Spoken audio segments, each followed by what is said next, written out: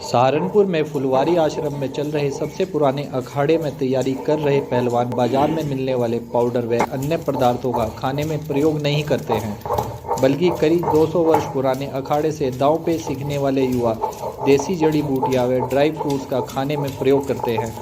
यही कारण है कि देसी चीज़ों को खाने वाले पहलवानों की सेहत जिम में एक्सरसाइज करने वाले व फिटनेस बनाने के लिए बाजार के पाउडर खाने वाले युवकों से अलग होती है।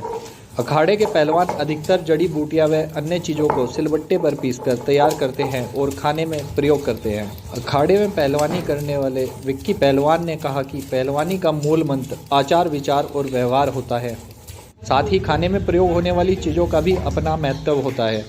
उन्होंने बताया कि फुलवारी आश्रम में पहलवानी करने वाला व्यक्ति बाजार के पाउडर आदि उत्पाद खाने में प्रयोग नहीं करता। विक्की पालीवाल ने बताया कि पहलवान के लिए सर्दी के मौसम में बादाम, किशमिश, मगज, गुलाब की पत्ती व हल्दी आदि के दूध से तैयार ठंडाई में मिलाकर लेते हैं।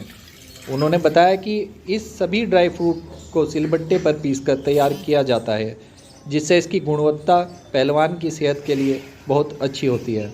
आमतौर पर लोग मिक्सी में ड्राई फ्रूट्स को पीसकर शेक बनाकर पीते हैं, लेकिन उससे बेहतर है कि सिलबट्टे पर ड्राई फ्रूट्स को पीसकर जो उत्पाद तैयार किया जाता है वह सबसे ज़्यादा ताकतवर और सेहतमंद होता है। मैं लगभग पिछले 16 साल से पहलवानी कर रहा हूँ यहाँ पे। मेरी जो अखाड़े के अंदर एंट्री हुई थी 2005 से है। 2005 जी। तो किसको देख के प्रभावित हुए थे आप जब से आपने पहलवानी शुरू देखिए, प्रभावित तो हमारे गुरुजी थे, जसवंत गुरुजी। वो आते जाते थे हमारे क्षेत्र के इधर से, क्योंकि वो जाटो नगर से रहने वाले थे। उनसे मिलना जुलना होता था, गुरु से पैर छूना होता था, तो उनसे प्रभावित थे। उनसे पूछते थे गुरुजी कैसे गया, तो कहते भाई अखाड़े में। उस समय लेकिन छोटे थे, तो जब हमने हाई स्कूल किया 2005 में, तो उसके बाद आना जाना हुआ। किस अखाड़े से पहलवानी शुरू मेरे अखाड़ा जो है अखाड़ा फुलवारी आश्रम गुरु सिट्टू महाराज जी है, जहाँ से मैं फिलहाल भी एक्सरसाइज वगैरह करता हूँ। ये कितना पुराना अखाड़ा है? ये लगभग पिछले 200 वर्ष पुराना अखाड़ा है, जो अंग्रेज हुकूमत से चलता रहा है। और हमारे अखाड़े के एक पारंपरिक जो पहलवान रहे हैं, गुरु जसवंत सिंह जी के भी बड़े भाई थे वो, उनका नाम था जगदीश गुरु जी। उन्होंने यहाँ पर रुस्तम हिंद का जो गुरुज होता है हमारी पहलवानी, उसमें गिफ्ट होता है, उसको यहाँ जीतने का काम किया था अंग्रेज हुकूमत के समय 1939 में। जी। तो जैसे ये अखाड़ा है, यहाँ से कितने लोग कहाँ कहाँ तक के जाकर पहलवानी करी यहाँ से?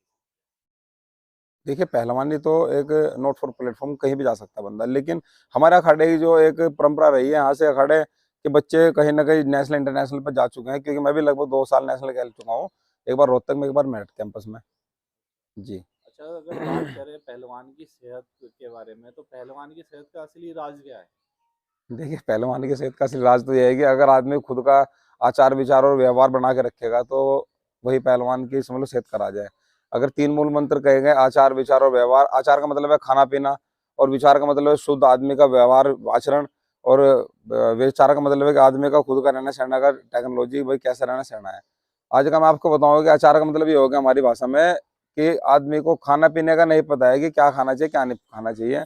अब जैसे सर्दी का मौसम चल रहा है, आज की डेट में देखेगा जैसे शादी ब्याह का माहौल है, आदमी नाइट में भी आइसक्रीम खा रहा है, तो वो आदमी की सेहत को कहीं ना कहीं दुरुस्त की करने की जगह उसको बेकार ही करेगा।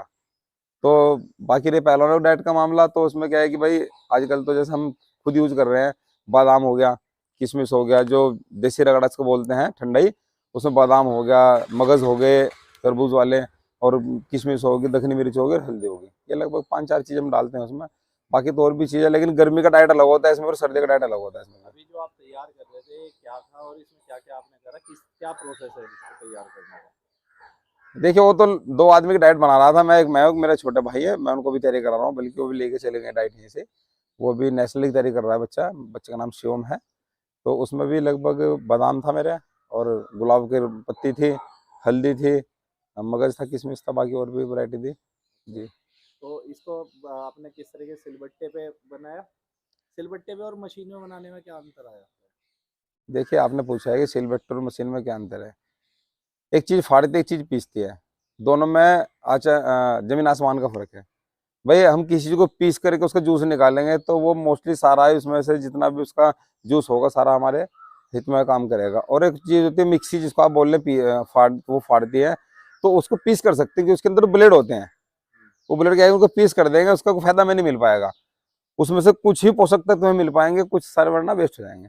ये फायदा होता है पीसने में, और ये नुकसान होता है हमें मिक्सी में ग्राइंड करने में। तो बिल्कुल पीस के पीने में ही ज्यादा फायदा है। हाँ, मोस्टली ये देखो, हमारी जो भारतीय संस्कृति भी कहती है कि जो हमारी पुरातत्व विभाग भी कहता है कि जो हमारी पहले से आ रहा है कि सिलबट्टे पिसाई पत्थर से पीसने का फायदा ये होता है कि हमारा जो पत्थर पिस के जाता है वो भी हमारे कैल्शियम में काम करता है और हमारी हड्डियों को मजबूत करना काम करता है और अच्छे से मैश हो जाता है वो।